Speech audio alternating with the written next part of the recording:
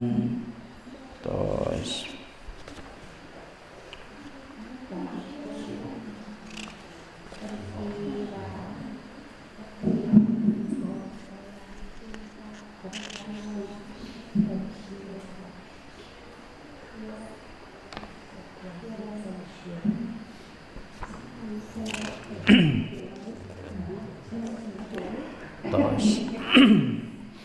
ayeuna mah jadi nazom nu ti heula nya.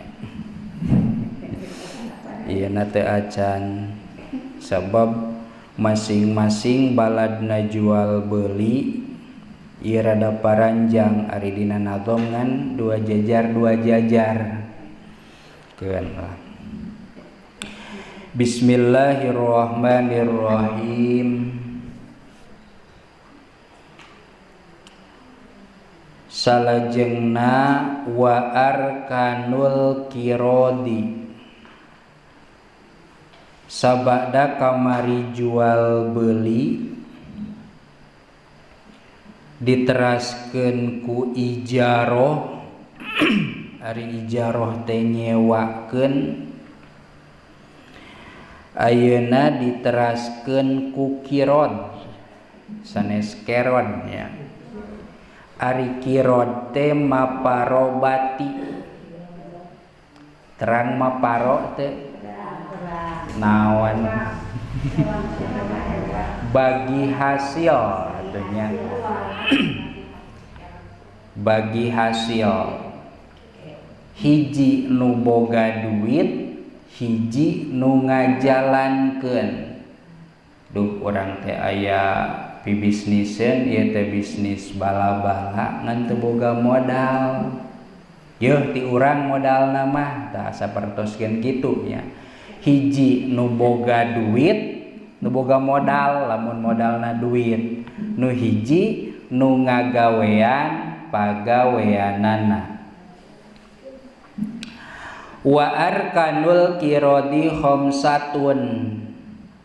Rukun kirod, rukun bagi hasil teh sadayana aya 5. Bisi urang rek bagi hasil boga duit ngan kalah ka cinukul teu digawe duitna teh teu nambahan teu ngurangan.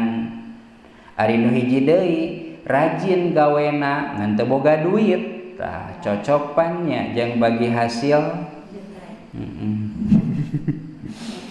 5 rukunna teh hiji akidun, jalma anu akadna jelas jalmana kudu aya.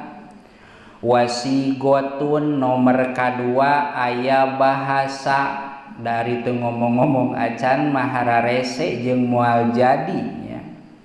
Waro sumalin nomor katilu aya modal pokokna. Mun duit teh mah ngajugrug, da sanajan loba duit ari teu ngajugrug mah gambaran boga duit mangan di si anu moal bisa dipake angernya.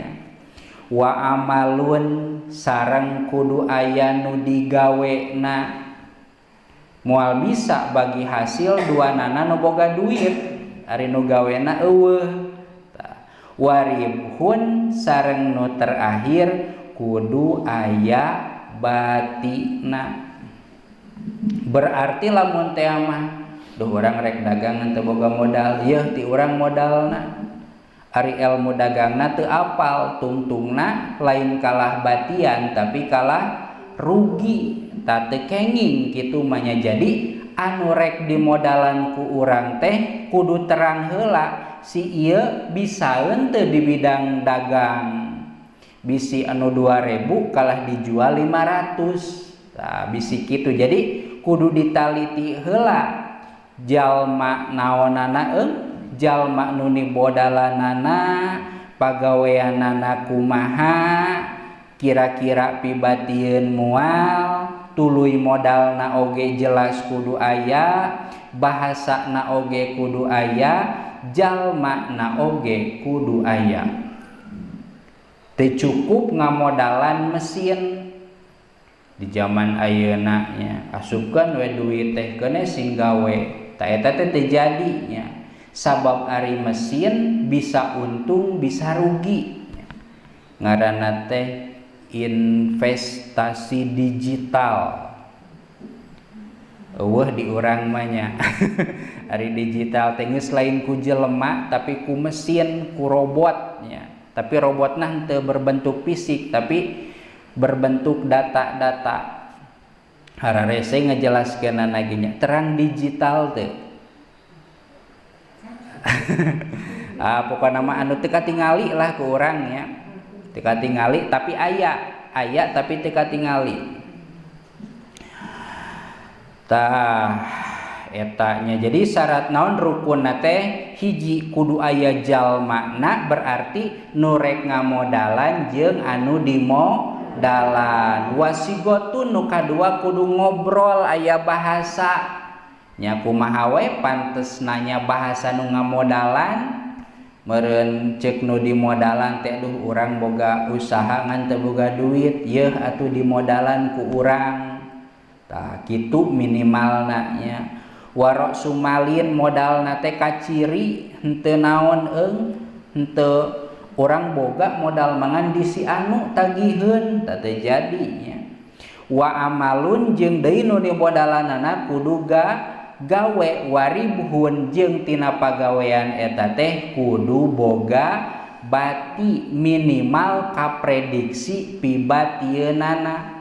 Munyeun bala-bala teh mah modal 20.000 ieu pipayeueun 60.000 sanajan dina buktina mah eueuh nu meulina teh. Tah eta mah masih keneh jadi nya. Maksud aya bati teh kaprediksi batina.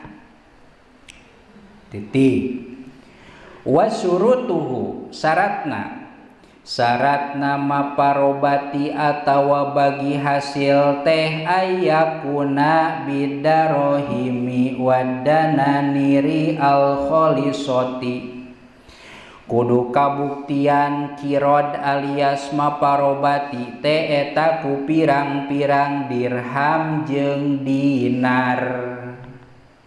Dirham jeung dinar di urang manaon duit ngaranna teh. Da ari dinar duit emas, dirham duit perak ya. Di urang mah duitna ge henteu ngangge emas, henteu ngangge naon, teu ngangge perak, balikta ngangge kertas jeung logam anu bernilaina teh angkana. Kertasna mah bisa wae sami ngan beda angka, beda nilai, beda jeung duit emas. Duit emas mah beuki gede nya beuki mahal, beuki leutik nya beuki murah. Da emasna nu dihargakeunana.